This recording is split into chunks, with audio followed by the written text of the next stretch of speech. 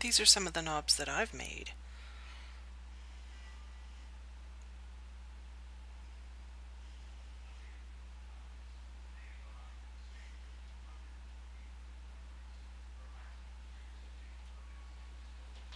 Hey, I'm T, and I designed and I sell knobs to replace the wing nuts on the all-in-one loom, which is probably the only thing wrong with that loom in my opinion.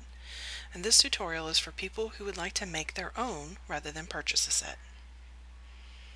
The supplies you'll need are polymer clay, nuts to fit your loom, bolts to shape and bake the nuts on, and you want to take your wing nut or your bolt from your loom with you.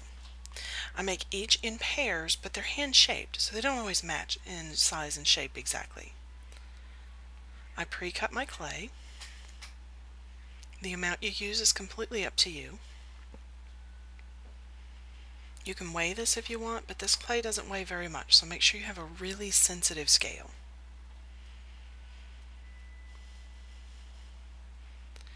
Some people like to condition their clay more than I do, but I like to work with it when it's a little harder or cold. So I just press and shape it into a ball. Lots of pressure with my hand so that it gets all the air bubbles out and forces that clay together.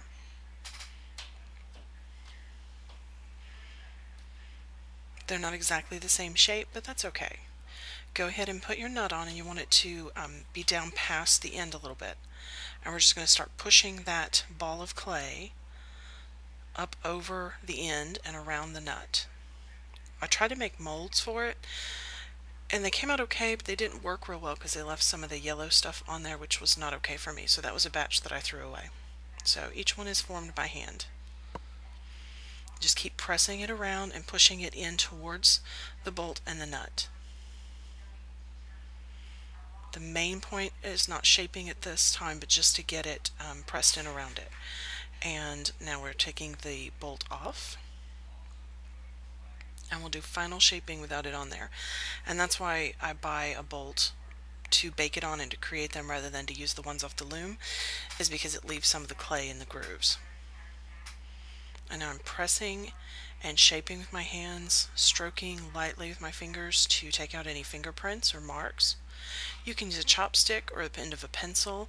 We're going to open up that hole because in the shaping it closes, and we don't want any of that clay to get pushed down into the threads of the nut. So you have to be very careful for that. If it happens to you and your nut is really hard to go on, just with use it's going to lighten up and be easier to go.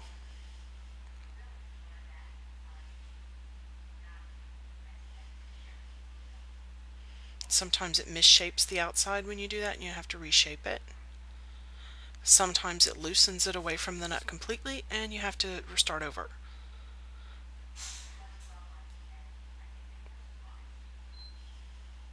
And then I just roll the rounded edge around it just to make sure it doesn't have anything sharp going on there. Now one side will be flatter than the other, that'll be my bottom. And now I'm testing by screwing the bolt back in. And if it's got resistance, then it's probably that I don't have my clay open enough. So I'm going to go ahead and open it some more.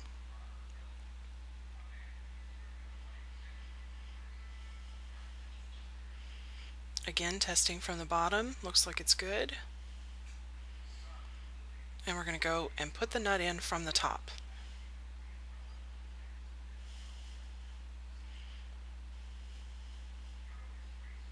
And you can see that it's still got a rounded edge. It's not pushing any of the clay out around the nut.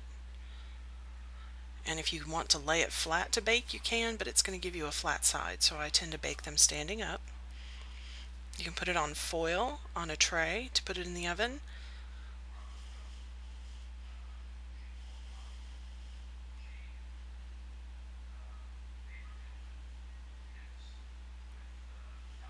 Now we're making the other, or pushing those sides in as it came up around the nut and the bolt. We were lucky. I've made probably about 100 at this point, including some of the ones that I've thrown away. And this pair came out without any issues. Gently twist if it doesn't go through the end. And don't try to put that little piece back on. That'll just be more edges for you to smooth out. You don't want to have to do that.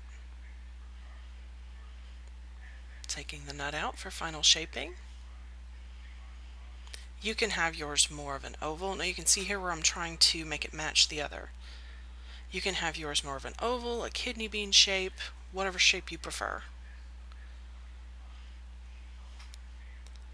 The molds I made with the bolt in it, which was, a great idea, but when you went to take the molds away, it tended to, I don't know, bend the clay, and so I was ending up shaping it anyway.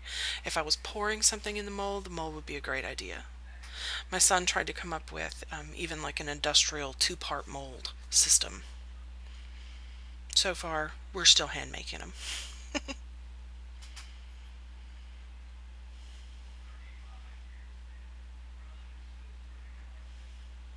You can't move your hand all the way around comfortably, so don't be afraid to turn the piece in your hand. You're going to get fingerprints on it. Just try to be gentle and just smooth those out with your fingers.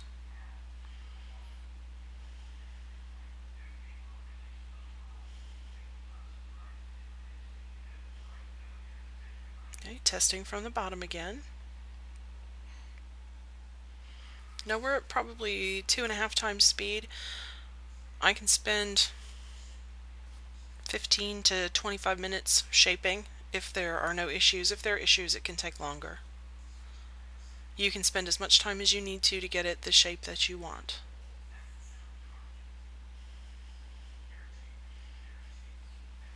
So now I'm going to do a small pear. Again, just conditioning the clay a bit, rolling it into a ball.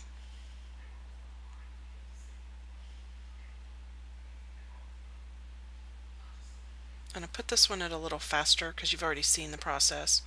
It's exactly the same. We're pushing the clay up and over. I tried doing it with snakes and a bunch of different ways that people work with clay, and it just didn't make me happy. This was the way to get the smoothest finish with the least creases to close and correct.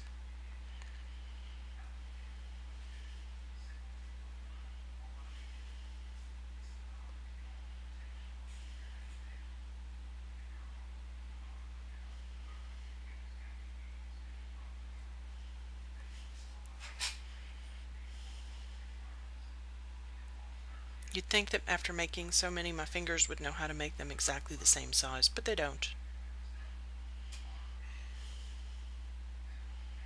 Testing from the bottom. Goes through correctly. And then I put it in from the top. And now we're making the other small one.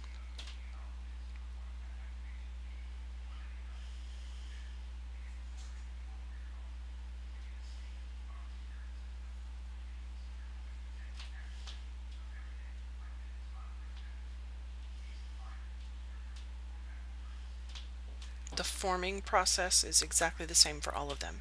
When I first made them, I did them over the wing nuts that came with my loom. You can do that if you want to, but I don't recommend it. Hold on to your wing nuts so you have them if something happens or you want to go back to using those. Plus it uses a lot more clay.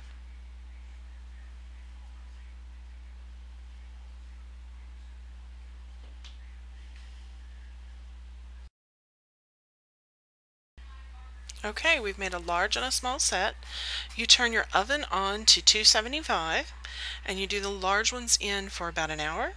And if you do a small size, it's going to be about 45 minutes. That'll guarantee it's solid all the way through. These will work for any of the looms that use the same size wing nut. So for the KB looms, it works for the sock loom, the knitting board, and the all-in-one. If you prefer not to have to make it yourself, I have them for sale on my website, and I'll have the link for you in the comments below. Have a great day. Bye.